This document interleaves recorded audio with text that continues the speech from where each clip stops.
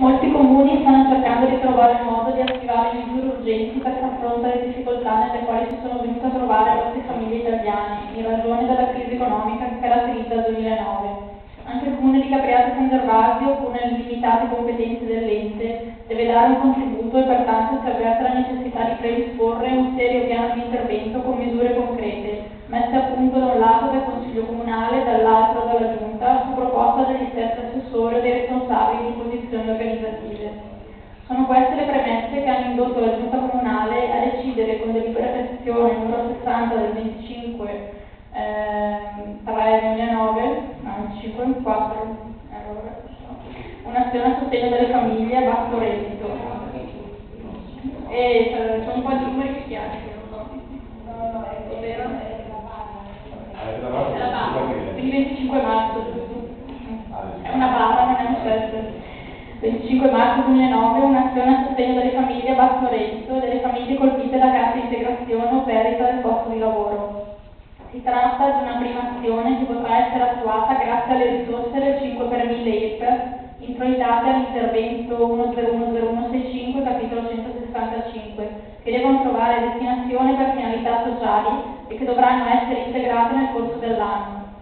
La Giunta Comunale ha anche demandato agli assessori e responsabili di posizioni organizzative la predisposizione di un piano di intervento con misure concrete da sottoporre al Consiglio Comunale o alla Giunta in relazione alle distinte competenze. In particolare è in corso di elaborazione un apposito regolamento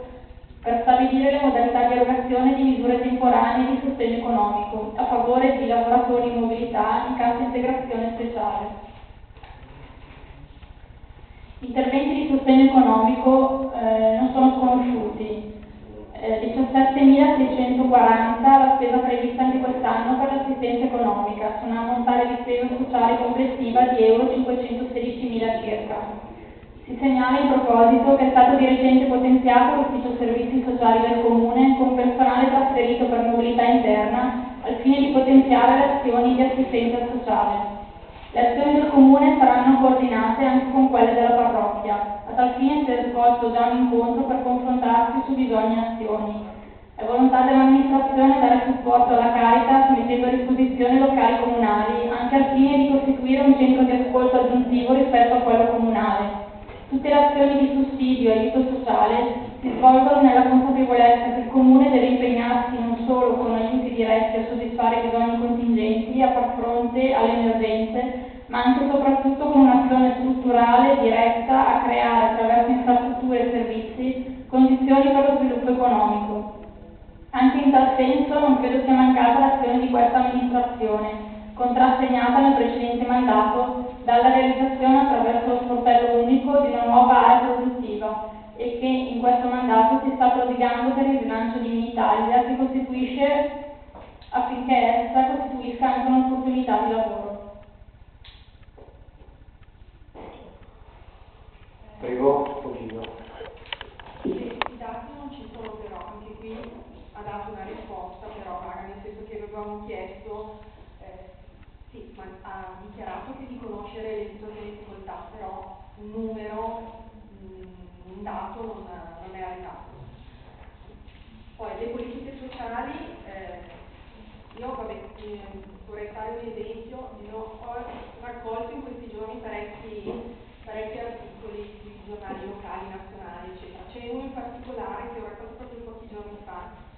sicuramente l'avrete anche voi, arriva a tutti i consiglieri, credo, di tutta Italia, è il mensile di ANCI Lombardia di Lega Autonomie, che si chiama Strategie Amministrative perché arriva d'ufficio a tutti,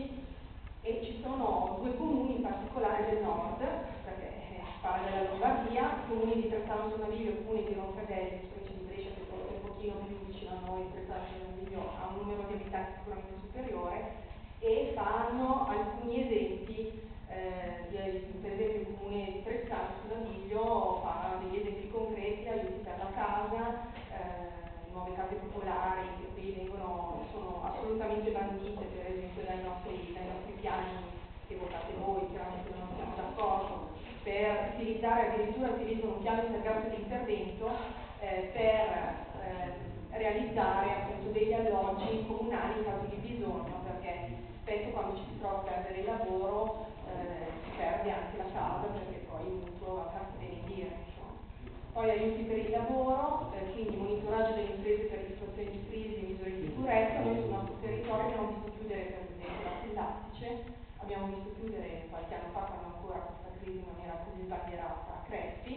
e chissà quante altre che magari io stesso non conosco, che magari sono piccole artigiani, che qualcuno lo conosco per la verità, che ha dovuto chiudere la propria attività e magari andare a lavorare con qualcun altro, perché così è. Poi altri aiuti economici che sono il sostegno minore anche alle persone con disabilità, quindi in difficoltà, e anche qui, per esempio, pensando a video, hanno rafforzato la collaborazione con le Caritas locali e a tutte le associazioni che si occupano di queste cose del terzo settore. E quindi stanziano sì sussidi economici ai cittadini, però appunto in collaborazione con queste associazioni che forse, avendo più persone, più volontari che stanno in diretto contatto col territorio, chiaramente sono più precisi e attenti alle situazioni veramente di rischio. E poi aiuti al risparmio, per esempio per aiutare gli imprese di parchi comunali e soprattutto aiutare, questa è una cosa che si sta sentendo tantissimo, abbiamo tutta una serie di bandi, di contributi,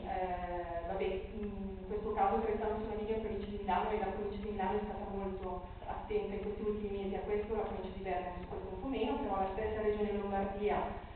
dà dei contributi, c'è il bonus energia dello Stato, però magari incentivare di più la pubblicità, l'aiuto ad accedere a questi contributi, perché spesso le famiglie in difficoltà magari hanno pochi mezzi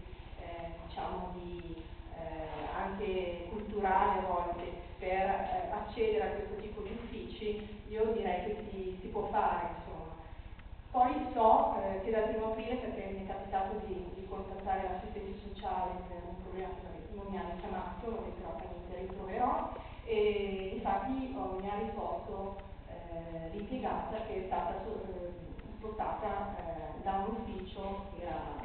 un'edilizia privata al servizio sociale. Su questo sono veramente contenta, era ora, l'abbiamo detto moltissime volte in Consiglio Comunale quando abbiamo parlato di bilancio di istituzione, quando in qualche modo siamo andati a parlare del personale, perché quell'ufficio solo con l'assistente sociale, lasciatemelo dire, perché altre figure, non tutte danno l'apporto che ci si aspetterebbe da una risorsa professionalmente valida, con l'apporto di quella persona che conosco da tanti anni, so che è seria e anche sensibile sicuramente ai temi della solidarietà, io credo che sicuramente ci sarà un apporto professionale, dandole il tempo chiaramente di capire un mondo così diverso rispetto all'edilizia privata. E sicuramente l'edilizia privata avrà perso una memoria storica, una professionalità che sarà difficile